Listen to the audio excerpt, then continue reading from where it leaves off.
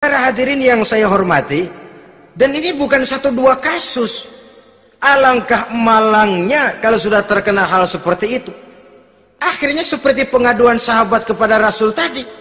Mau diceraiin, cinta saya udah medok benar Rasul. Enggak diceraiin, hati saya ngebet, pegel.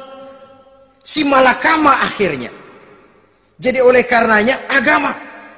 Kalau dia cantik, walaupun miskin, agamanya kuat. Dia bisa memelihara kehormatan diri. Dia kaya, agamanya kuat, hartanya disalurkan di jalan Allah. Karena itu, agama jadikan pilihan utama. Dan ukuran agama itu bukan cuma jilbab loh. Ya kadang-kadang ada juga yang jilbabnya nggak pernah lepas, tapi kadang-kadang akhlaknya lebih binal dari yang kribo.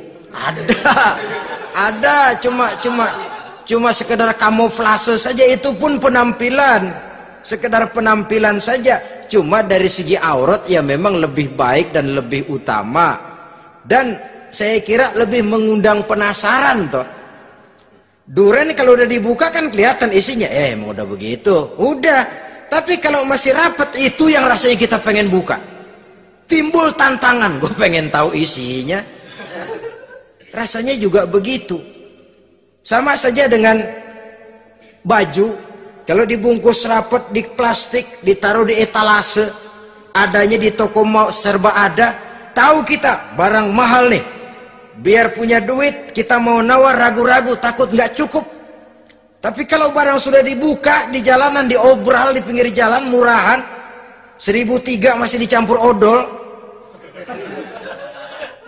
Yang begitu sih biar nggak punya duit, kita berani banget tanya, nawar, megang lagi nyemek. Berduit nih bang. Kenapa? Barang sudah terbuka. Jadi saudara-saudara, syukur kalau keempat-empatnya ini jodoh terkumpul dalam jodoh yang saudara cari. Sudah rupanya cantik, kaya, keturunan orang baik-baik, agamanya kuat. Nah, surga dunia tuh. Yang begitu cari. Kalau ada yang begitu, saya juga mau nambahin satu lagi.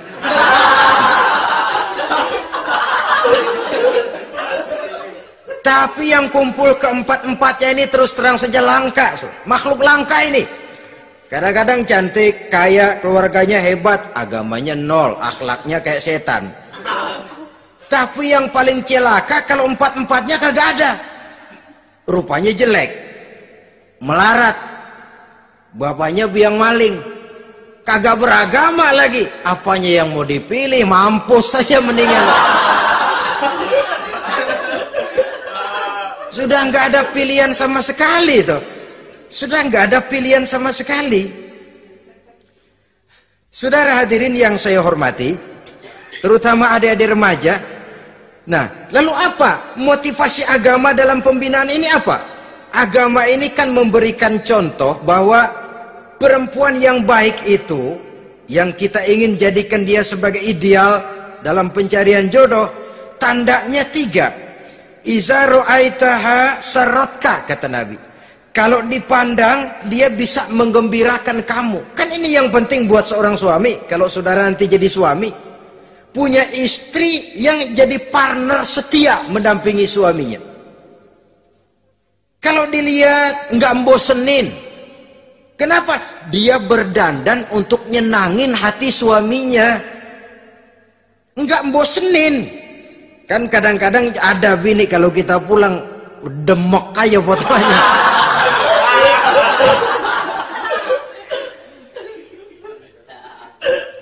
Ini yang bikin suami nggak betah di rumah ini kan yang begini.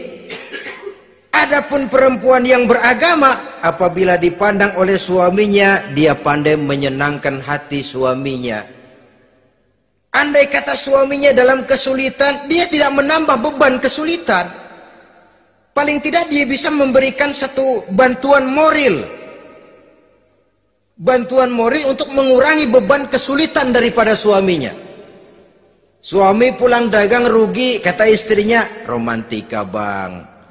Sekali-sekali lah, masa selamanya dagang mau untung. Besok siapa tahu untung lebih besar.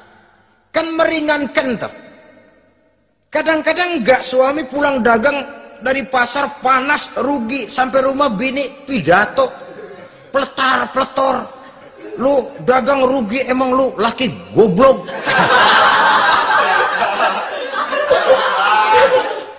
Sudahlah di pasar rugi, di rumah digoblok-goblokin.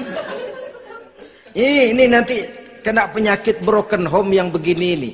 Padahal kesuksesan di kantor, kesuksesan di pasar, kesuksesan di medan tugas selalu dimulai dari kesuksesan dan ketenangan dari rumah tangga. Dia berhias untuk kepentingan suaminya, tidak terlalu berlebihan, dan suaminya pun pandai menghargai istrinya dengan kata-kata yang menimbulkan gairah dan semangat. Melihat istrinya bersorak, ah kamu makin cantik saja. Jangan juga kadang-kadang suami ketus, ngelihat daksu pulang kantor, lihat suaminya istrinya dandan rapi, tumben lu mau bekasin apa? Mau bekasin katanya.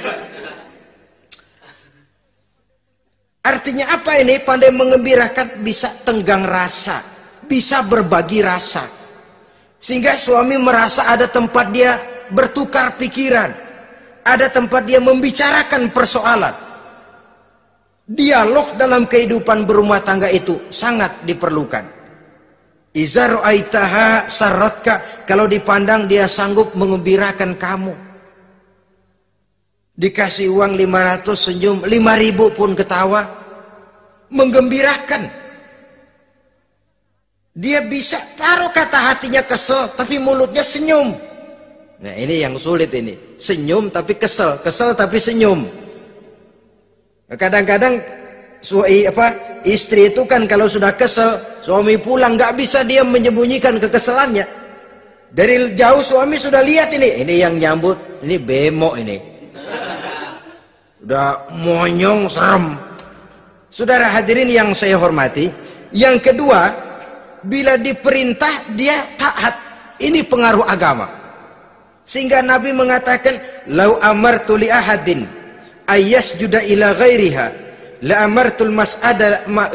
amartul mar'ata litasjuda ila zawjiha likibari haqqihi 'alaiha."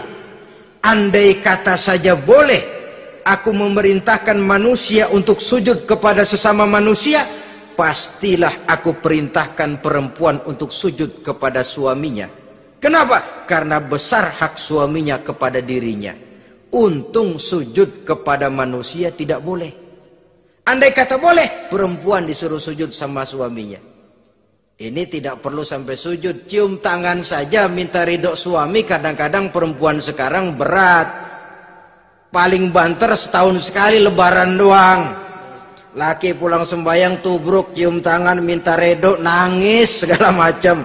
3 hari habis lebaran beras habis, monyong aja lagi.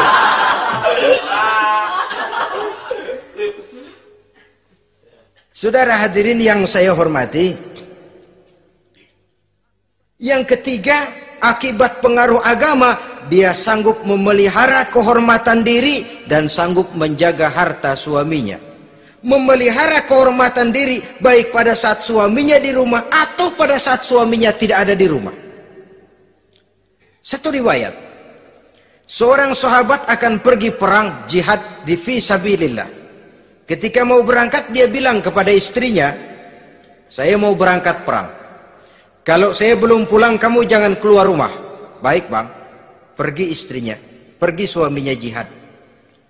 1 minggu, 2 minggu berlalu, belum juga pulang. 1 hari datang utusan dari rumah orang tua si istri ini. Assalamualaikum bu. Waalaikumsalam. Ada apa?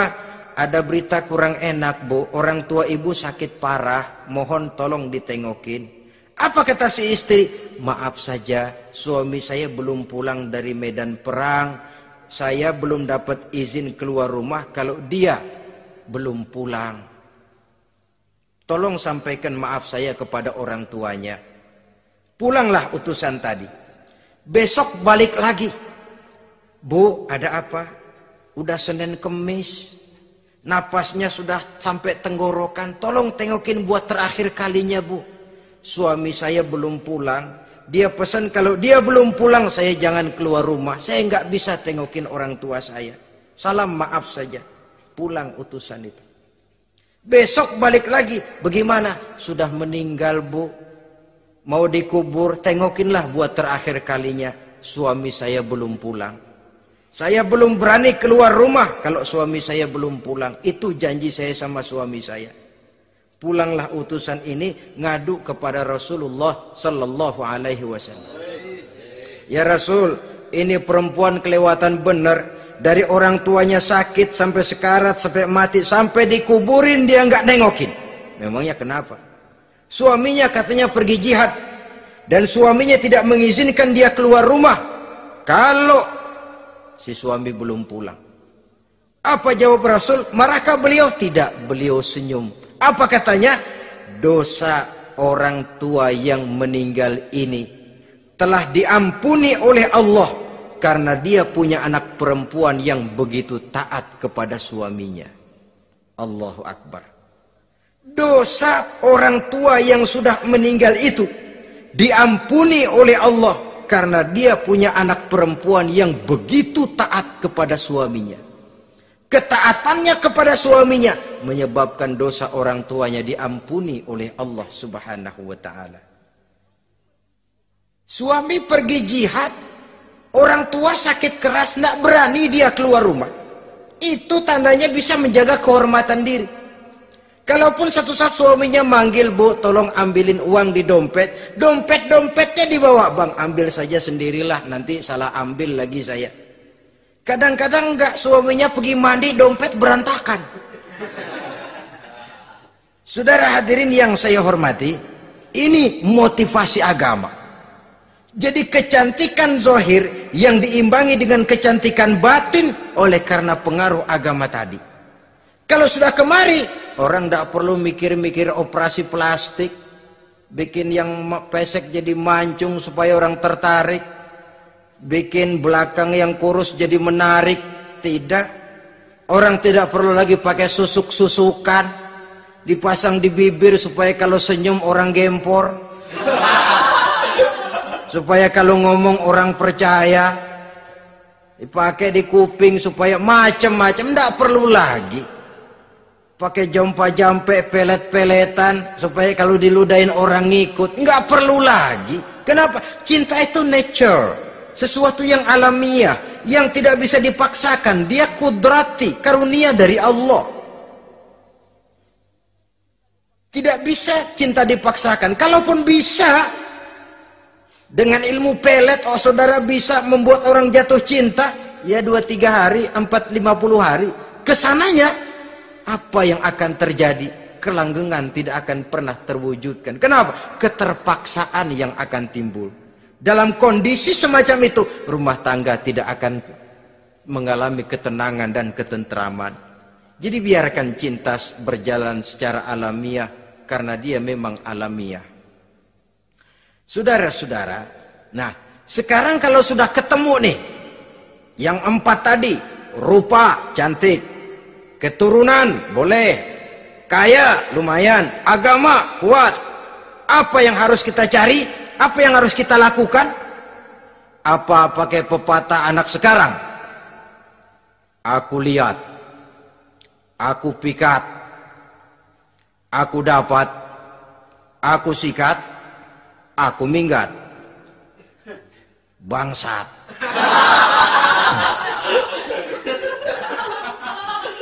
Itu kan ada moto cinta kilat begitu tuh. Cinta kilat katanya. Aku lihat, aku pikat, aku dapat, aku sikat, aku minggat. Bangsat. Atau kita harus hanyut dalam arus free love, free sex, samenleven, eksperimen dulu? Tidak. Islam mengajurkan, kalau memang seret, nah ini rasanya ini nih, mantap gue nih. Apa yang diajarkan oleh Islam selanjutnya? Meminang, saudara-saudara. Meminang adalah langkah awal untuk mengikat tali pernikahan. Diizinkan meminang, dan di dalam meminang pun diizinkan untuk melihat.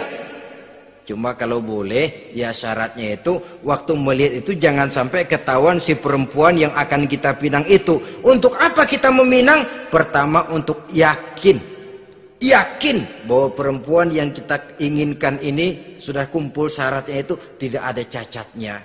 Yang kedua, untuk memperkuat tekad hidup berumah tangga, diperlukan meminang. Adapun adat itu berbeda, tapi bahwa konsep meminang itu dalam Islam ada, itu jelas.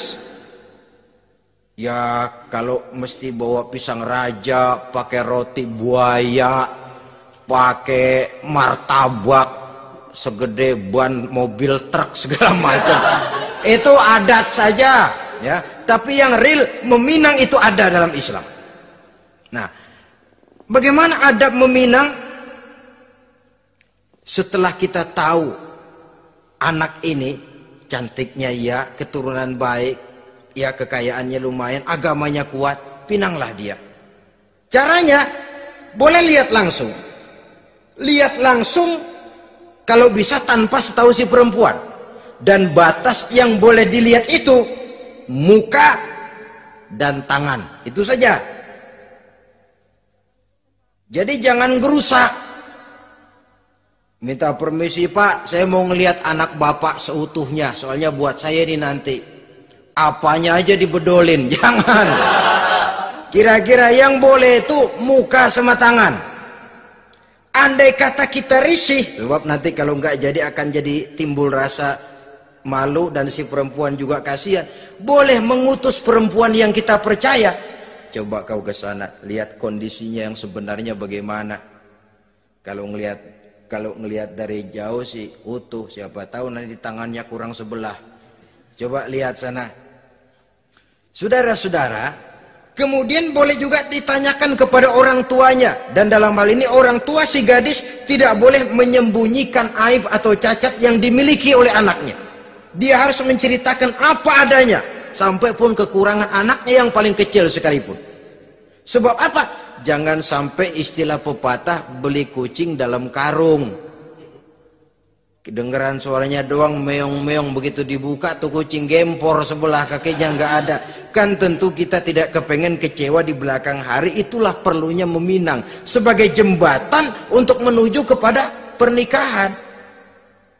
Nah, dengan demikian kalau sudah usaha meminang ini dilaksanakan, jangan merasa sudah setengah resmi. Ini yang kadang-kadang jadi penyakit. Malah sesudah meminang harus masing-masing lebih menjaga diri, menjaga kehormatan, menjaga pergaulan. Kenapa? Agar saat memasuki jenjang pernikahan nanti merupakan jenjang yang sangat ditunggu-tunggu. Ada rasa keinginan tahu. Kalau tidak, ya udah biasa, nggak giroh lagi ngadepin perkawinan.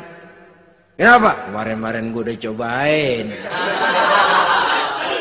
Hilang gairah lagi. Sebab itu kalau sudah meminang, jangan merasa sudah setengah halal. Ah, udah minang ini ah. Kadang-kadang orang tua juga konyol. Sudah dipinang, diumbar. Lu mau kemana keda lu udah pinang? Padahal meminang itu cuma langkah awal. Sedangkan selanjutnya harus lebih berusaha menjaga kehormatan diri. Sampai pada saat nanti pelaksanaan pernikahan. Nah, saudara-saudara, terutama adik-adik remaja dan para pemuda, walaupun agak sekilas memang karena terbatasnya waktu pada pertemuan ini, mudah-mudahan bisa memberikan gambaran yang sepintas tentang bagaimana sebaiknya kita memilih jodoh di dalam membina rumah tangga yang bahagia. Semoga ada manfaatnya. Terima kasih atas segala perhatian. Mohon maaf atas segala kekurangan. Usikum wa nafsi bitaqwallah. Wassalamualaikum warahmatullahi wabarakatuh.